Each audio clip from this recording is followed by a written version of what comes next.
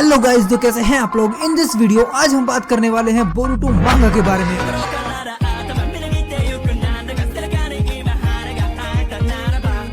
भाई इस बार चैप्टर 16 में सिर्फ यही हुआ है कि कन्वर्सेशन को ज्यादा रेफरेंस दिया गया है बिकॉज ऑफ डैट, क्योंकि इस वाले चैप्टर के अंदर हमें हर एक चीज की डिटेल मिलने वाली है। इवन इस चैप्टर के अंदर सबसे पहले है हमारी सेक्सी ईडा, और इस चैप्टर का नाम है singularity of fate and destiny. ये इस चैप्टर का टाइटल है, बट इस चीज से मुझे कुछ खास समझ में नहीं आया, बट हो सकता है चैप्टर पढ़ने के बाद बहुत कुछ समझ में आए। यहाँ पर रियू और मित्सुरी का क्लोन, ये दोनों के दोनों ही ये प्लान बना रहे हैं कि वो लोग जाएंगे सीधा सैंड विलेज के अंदर, क्योंकि यहाँ पर रियू का टारगेट है गारा and even Konohamaru sand village के अंदर ही है, क्योंकि चैप्टर 14 के अंदर मदद बुलाई गई थी और वो हेल्प कोनोहामारू करने वाला है। वैसे भी सैंड विलेज के अंदर इन दोनों का टारगेट है, तो कोई बड़ी बात नहीं है। सो दैट्स व्हाई ये दोनों के दोनों ही वहाँ पर जा रहे हैं। नाउ यहाँ पर एक चीज और हो गई है कि जो शिकमारू है उसने पता लगा लिया है कि बोरुटो का एलाई कौन है और बोरुटो के साथ क्या कर रहा है वो भी ईडा की हेल्प से, बिकॉज ईडा के पास है शिनरेगान और वो सब कुछ देख सकती है जो भी उसके बर्थ ऑफ डेट के बाद हो रहा है वो, और वो चीज कुछ भी हो सकता है, किसी का पास्ट, कोई इंसान, इसके अंदर कोई भी लिमिट नहीं है। बट हाँ, जो गेंजुत्सु काशिन कोजी ने लगाया है अपने हाइड आउट के अंदर, वो उसके वजह से क्या पता ईडा देख सकती है उसे या नहीं देख सकती है, वो नहीं पता, क्योंकि गेंजुत्सु ना लगाने से पहले तो उसको पता है कि उसने कहाँ पे गेंजुत्सु लगाया है। भले वो उसकी बातें ना सुन रही हो, लेकिन फिर भी वो ये चीज तो समझ रही है कि वो कहाँ पे है। इवन उसे ये भी पता लग चुका है कि अब बोरुटो ने क्या क्या चीजें सीखी हैं। इवन काशिन कोजी के साथ बोरुटो की पूरी ट्रेनिंग को ईडा ने देख लिया है कि उसने कौन कौन सी चीजें सीखी हैं। इवन ये सारी चीजें ईडा ने शिकमारू को बता दिया है। अब शिकमारू को ये पता लग चुका है कि बोरुटो के साथ इस वक्त कौन है। इवन यहाँ पर जितने भी बोरुटो के पास पेंडेंट्स हैं उसके कोट के अंदर, वो सारे के सारे फ्लाइंग राइजिन जुत्सु को यूज करने के लिए ही है। जस्ट लाइक जो भी उसके पास स्टार है या फिर उजुमाकी सिंबल है, वो सारे के सारे ही फ्लाइंग राइजिन जुत्सु के यूज के लिए है, जिससे बोरुटो उसमें थोड़ा मास्टर हो सके और नीड पड़ने पर यूज कर सके। इवन यहाँ बोरुटो के बारे में काशिन कोजी बहुत कुछ बताता है। इवन इस चैप्टर के अंदर बोरुटो ने फ्लाइंग राइजिन कैसे सीखा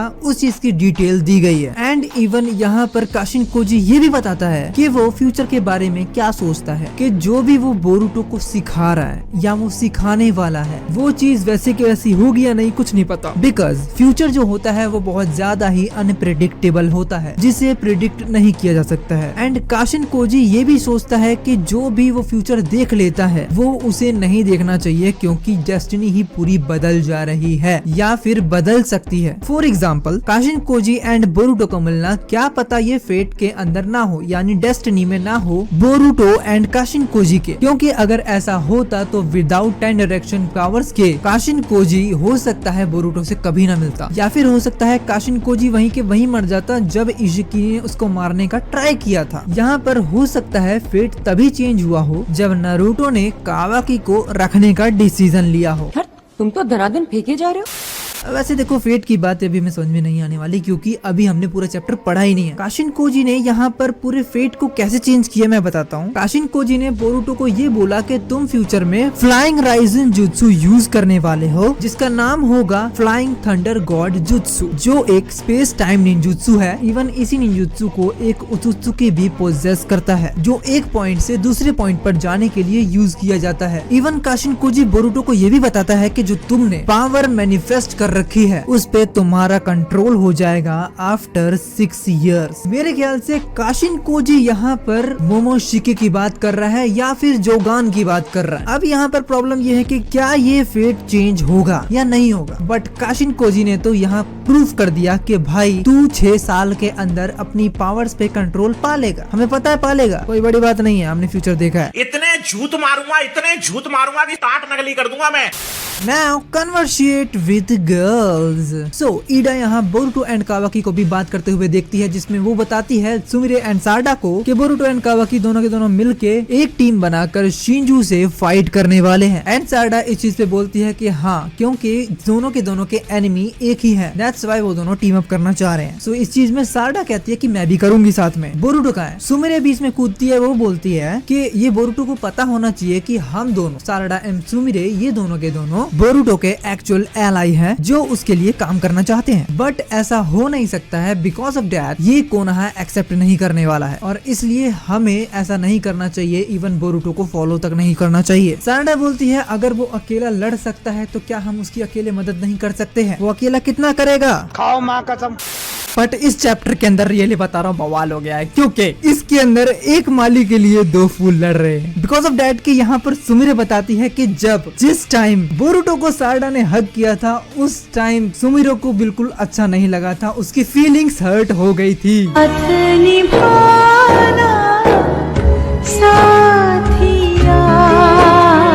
उसे भी बोरुटो की चिंता है इसलिए वो रो जाती है। इवन इसलिए नहीं कि उसे सारडा की चिंता है, उसे इसलिए चिंता है क्योंकि सारडा बोरुटो को न उड़ा ले जाए।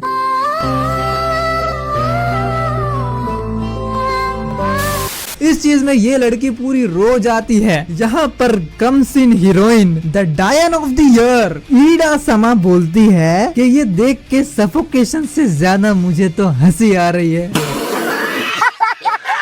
इवन तुम ये देखो कि ईडा ऊपर ऊपर से रो रही है लेकिन अंदर ही अंदर इसकी खुजाट हो रही है और अंदर ही अंदर ये लड़की सुमिरे पे हंस रही है। मेरे ख्याल से अब जलन नफरत में बदलने वाली है बिकॉज ऑफ बोरुटो। अब सुमिरे एंड सारडा के बीच में तकरार बढ़ने वाली है क्योंकि यही सुमिरे ने बोल दिया कि तुम कब तक मुझे क्लास रैप बोलती रहोगी। Because of first time class rep सिर्फ और सिर्फ बोरुटो ही बोला करता था ओनली ऑन सुमिरे को। एंड यहाँ सुमिरे रो रही है और ईडा को दिखाया जाता है। ईडा बोलती है मेरे को तुम्हारा दिल का दर्द समझ में आ रहा है। ईडा के लिए मुंह से तो बस यही निकल रहा है शर्म है, कुछ शर्म आया है।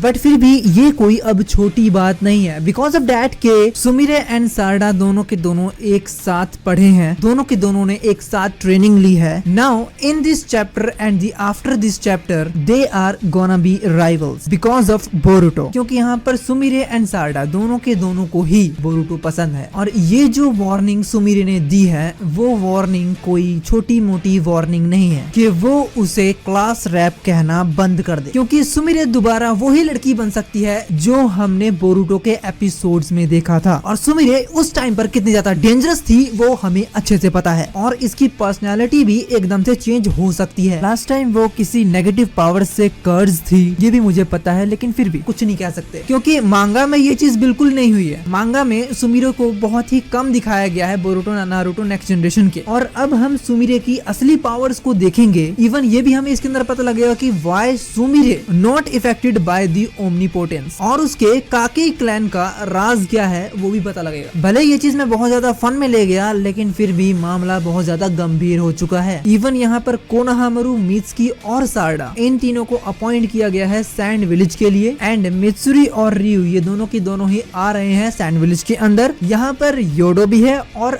आर्या भी है जो योडो का कॉमरेड है। और मित्सुरी एंड रियू के आने से मुझे सीधा सीधा पता है किसकी वाइब आ रही है, दाइदरा और सासुरी की जो दोनों के दोनों ही सैंड विलेज में आए थे गारा को लेने के लिए। बाकी तुम्हें इस वीडियो में कितना मजा आया लिख के बता सकते हो। बाकी इस चैनल को सब्सक्राइब करो, बेल आइकन जरूर दबा देना। Thank you for watching guys, मिलते हैं नेक्स्ट वीडियो में।